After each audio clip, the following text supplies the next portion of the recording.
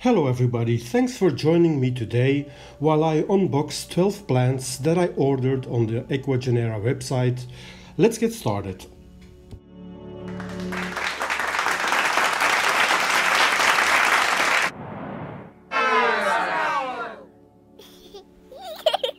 Here you can see the shipping list. I got a total of 12 plants, and as usual there's lots of unpopular philodendrons in the box. And talking about unpopular philodendrons, here's the first one already. This is the Philodendron expondilobum, and I dare you to look on the internet for this philodendron or its care. You won't find much information about it, but that's exactly what I like about these uncommon philodendrons. You gotta figure it out for yourself as you go along. Although, of course, most philodendrons have the same care needs, so this plant should be just fine. Now I'm looking at 4 healthy big leaves and 1 new leaf that's unfurling, but I also see that there is some white residue of the product that they used to sanitize the plant on some of the leaves. So I hope that's gonna come off, but as such it's not a real issue. And I have to say, I quite like these elegant heart-shaped leaves, so I think that it was $40 very well spent for this plant. Now the next plant is the Philodendron paloreiense CF. And I actually ordered this plant for the second time, because the first time I ordered it, I was so blown away by its beauty that I just had to make a separate video about it that you can still watch on my channel if you feel like it. Anyway, so because this first plant totally seduced me, I just had to order a second one, and here it is.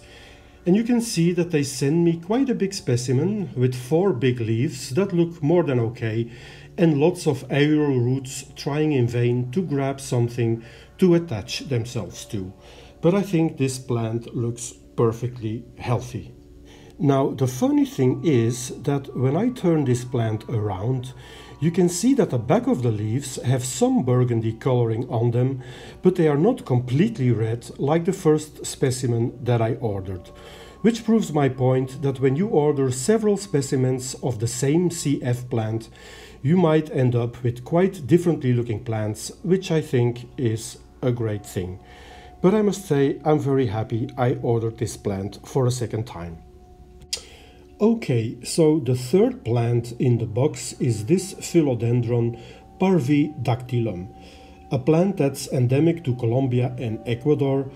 I think I paid $45 for this plant. Now, as you can see, it only came with 2 leaves, but I think the size of these leaves definitely makes up for the fact that there is only 2 of them. Now, I must say I don't really get the name of this plant because parvidactylum means something like small finger in Latin, but there is definitely nothing small about the leaves of this plant, and I don't see any finger shape either. So there's a mystery to be solved. So if anybody knows why this plant has that name, please feel free to let me know in the comments. So overall this plant looks quite good, but we'll have to see how it will do in the next couple of days. Alright, let's have a look at plant number 4, which is this Philodendron melanonuron, another beautiful aroid from Ecuador. And once again, they send me quite a big specimen, with 5 leaves that all seem to have survived the shipping quite well.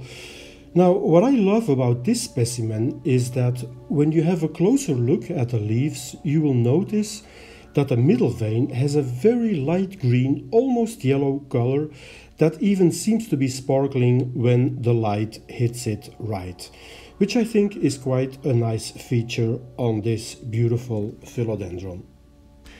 Now this plant is obviously a climber. You can see the aerial roots all over it, so I might have to give it a stick or a moss pole in the near future.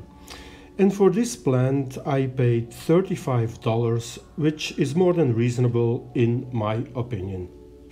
And by the way, the reason why I never show you the roots of these plants is that in my opinion the leaves are way more interesting to look at than the roots of all these plants. It's as simple as that. Alright, let's continue with plant number 5, which is the Philodendron heterocraspedon.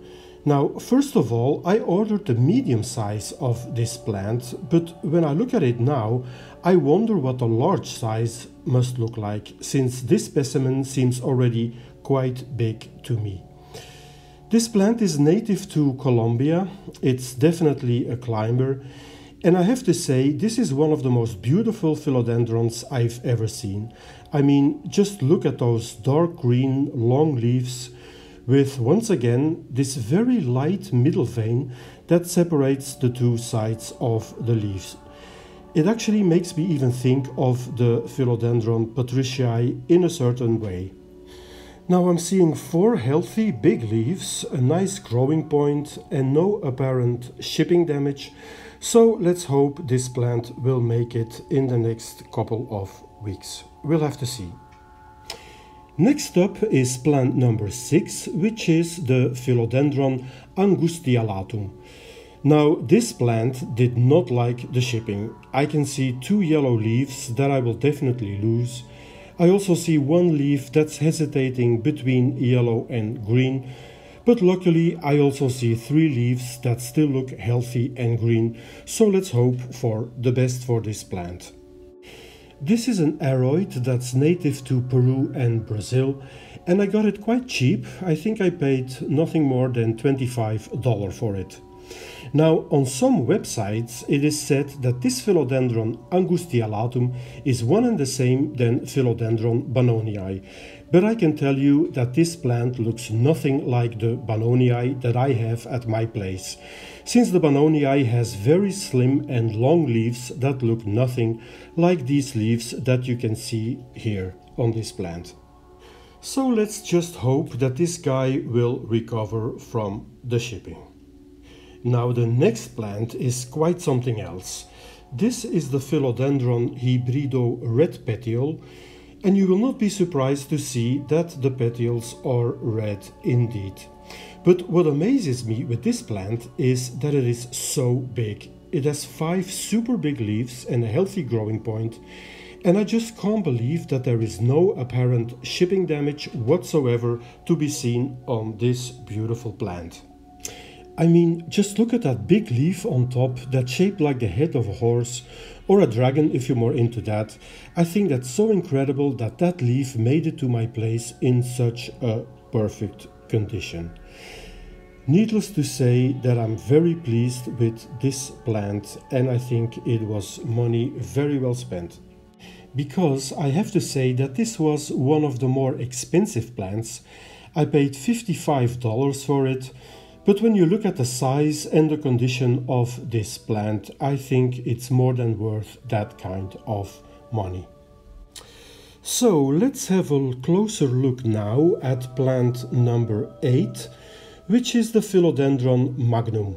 Now, first of all, magnum means big in Latin, but I have to say that there is nothing magnum with this plant. It actually looks quite small. But that's probably normal since it seems to be a juvenile specimen. Now, what I'm noticing is first of all that some parts of the petioles have this nice red glow on them, and other parts of the stem have this very peculiar spotted color pattern. So the leaves on this plant may be plain green, but the petioles and the stem do provide for some nice color schemes, I would say. I think I paid $45 for this plant, which might seem a bit expensive, but apparently it's a fast grower that can become very big, so we'll have to wait and see. So overall, this plant is in pretty good shape, but obviously it needs a moss ball to attach itself to. Okay, so the 9th plant I want to show you is this Philodendron fibrosum cf. I paid $30 for this plant and it seems to be in quite a good shape. I see 4 undamaged leaves and also a huge growing point that miraculously survived the shipping. Now, once again, this is a climbing philodendron from Colombia and Ecuador, and apparently this philodendron really likes a high level of humidity. so I'll probably put it not too far away from my humidifier. Now, this plant is supposed to have furry stems, a little bit like the philodendron serpents, but to be quite honest, I don't see anything furry on this plant so far, so let's say it still has to grow its fur. Now, let's have a look at plant number 10. And plant number 10, believe it or not, is for once not a philodendron, but it is the tomatophyllum xanadu. And the first thing I see is this one leaf that came off the plant and is now sticking to the paper. And there is even a second leaf that's very wet and unhealthy looking, and that will certainly die off in a matter of hours. This means I only have 2 good leaves on this plant, and I gotta tell you, I have no faith whatsoever in this plant. I've had it twice before and both times it died on me. So this is my 3rd attempt to keep my nemesis alive, but I can just feel it already that it's gonna die on me once again. And this actually goes for all tomatophyllums that I had so far. I think it's just a genus that doesn't seem to like me, but who knows, perhaps it's different this time around. Okay, now plants 11 and 12 are actually the same species. They both are Philodendron erubescence chocolate. And it's probably called like that because the new leaves have this chocolate color when they unfurl, and then when they mature the color changes into something of a more plain dark green color. Now, these plants were not too expensive. I paid $25 for one, so that's okay in my opinion. Now, probably this philodendron is a hybrid or a cultivar like the philodendron autumn or the philodendron red sun, but I'm not 100% sure of this.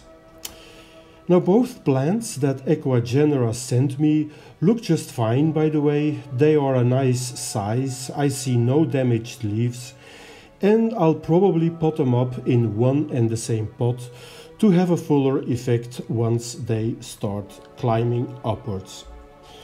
Okay, so that's about it for this unboxing. I hope you enjoyed it. If you did, please consider liking and subscribing to my channel. There will be many more unboxings to come.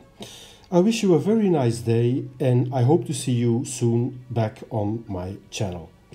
Bye bye for now.